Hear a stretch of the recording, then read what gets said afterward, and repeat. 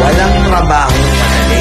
Wala kang karapatang maliitin yung trabaho ng iba. Yung iba sasabihin, gwardiya lang naman yan, rider lang naman yan, construction worker lang naman yan, gasoline boy lang naman yan, fast food crew worker lang naman yan. Pucha, nagkaroon lang tayo ng maganda-gandang klase ng trabaho. Akala na natin kung sino na tayong entitled sa mundong to. Minamaliit natin yung mga taong mas mabababa yung sakin-sakin. Pagkakaalam ko kasi, wala kang karapatang maliitin o matahin yung trabaho ng iba hanggat nagtatrabaho sila ng marangal. Walang trabahong madali. Lahat nagdadaan sa hirap. Lahat nagsasakripisyo.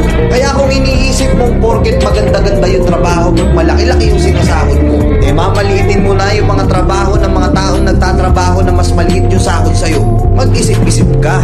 Baka bawiin sa'yo yan. Baka biglang bumaliktad yung mundo at sila naman yung umangat. Kahit anong trabaho mo, magpakumbaba ka pa rin. Bilog ang mundo, hindi palaging nasa taas ka. Kaya hanggat maaari sa lahat ng oras, magpakumbaba ka. Diba?